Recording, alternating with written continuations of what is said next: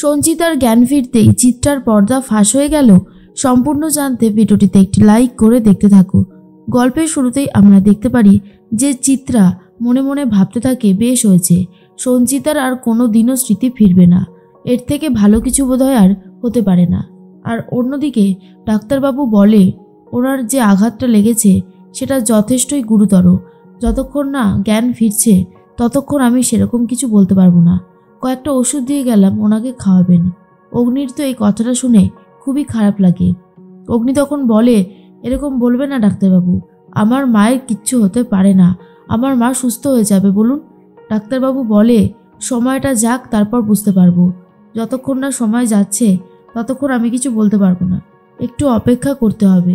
এরপরেই কথা ভাবে, এতদিন পর পাচক মশাই তার মাকে ফিরে পেয়েছেন, এটা হতে পারে না, মায়ের কোনো ক্ষতি হতে পারে না।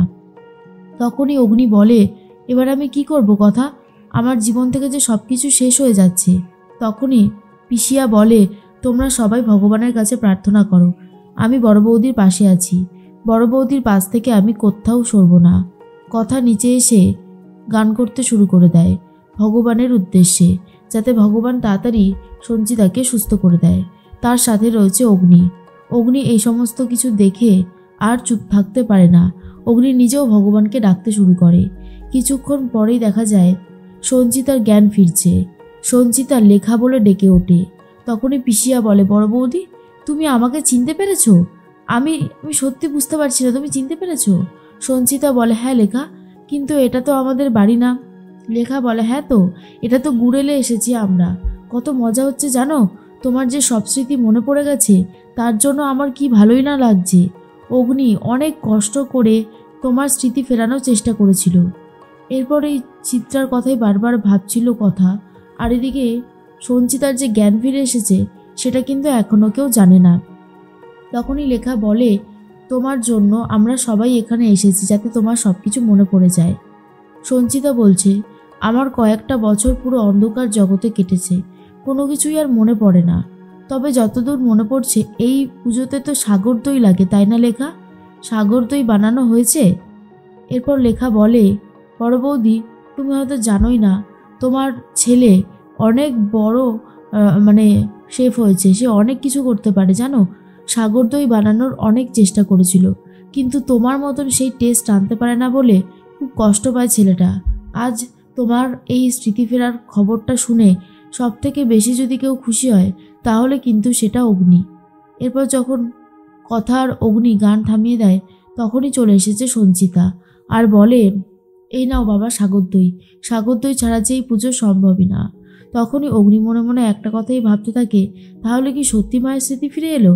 তবে হ্যাঁ, এখন সত্যি সঞ্চিতার স্মৃতি ফিরে এসেছে, যা দেখবার পরে চিত্রা ভয় পেয়ে যায়। অন্যদিকে সমীর গুহ ভাবে, তাহলে অগ্নি তার মাকে ঠিকই চিনেছে, এটাই হলো সঞ্চিতা গুহ। ঠাম্মি তখন বলে, বড় বৌমা তোমার আমার কথা মনে আছে? তখনই সঞ্চিতা বলে, কি যে বলেন না মা, আপনার কথা মনে থাকবে না সেটা কি কখনো হয়? আমার খুব ভালোভাবেই মনে আছে। এরপরেই কর্তা দাদু বুঝতে পারে, এবারে আমার সমস্ত উত্তর চাই। বড় বৌমা কেন সেদিন চলে গিয়েছিল, আর কোথায় চলে গেছিল, কার সাথেই বা চলে গিয়েছিল, সব প্রশ্নের উত্তর আমার চাই। এর মধ্যেই সঞ্চিতা কথা বলছিল সবার সাথে, কিন্তু খুঁজছিল অন্য একজনকে, আর সেটা হলো চিত্রা। চিত্রাকে দেখার পর এগিয়ে যায় আর জড়িয়ে ধরে, কিন্তু কথা ভাবে, এই মেজমার জন্যই তো মায়ের কপালে এত কষ্ট লেখা ছিল। মেজমা মায়ের অনেক ক্ষতি করার চেষ্টা করেছে, তবে আর পারবে না, কারণ মায়ের এখন সব কিছু মনে পড়ে গেছে, এইবারেই হবে আসল খেলা। তখনই চিত্রা বলে, সঞ্চিতা তোর সব স্মৃতি ফিরে এসেছে, আমার যে কি ভালো লাগছে তোকে বলে বোঝাতে পারবো না। কথা ভাবে, একটা মানুষ এতটা কি করে বদলে যেতে পারে? এক্ষুনি অন্যরকম কথা বলছিল, এখন আবার অন্য কথা বলছে, সত্যি ভাবতেও কেমন যেন অবাক লাগে। অন্যদিকে চলে এসেছে কর্তা দাদু আর বলে, বড় বৌমা তোমার সাথে আমার কিছু কথা আছে, যেগুলো না বললেই নয়, সেই কথাগুলো বলাটা ভীষণ জরুরি। কথাটা হচ্ছে, তুমি কোথায় চলে গেছিলে, আর কার সাথেই বা গিয়েছিলে, কেনই বা গিয়েছিলে? তখনই অগ্নি বলে, আমার মা কোনো প্রশ্নের উত্তর দেবে না, দিতে বাধ্য নয়, আপনি এভাবে জোর করতে পারেন না। তখনই কর্তা দাদু বলে, কে বলেছে জোর করতে পারি না? অবশ্যই পারি, এই প্রশ্নের উত্তরগুলো আমার চাই। সঞ্চিতা বলে, দেব বাবা, আমি সব প্রশ্নের উত্তর দেব। তখনই কথা চিত্রার হাত ধরে টানতে টানতে নিয়ে এসে বলে, আজ সব প্রশ্নের উত্তর দেবে মেজমা, এই সব কিছুর পিছনে দায়ী মেজমা। আর তখনই সঞ্চিতা বলে, তুই আমার এত বড় ক্ষতি করতে পারলি চিত্রা? তখন কর্তা দাদু অবাক হয়ে যায়, যাকে এত ভরসা করেছিল, বিশ্বাস করেছিল, সেই মেজ বৌমাই এই পরিবারের এত ক্ষতি করেছে।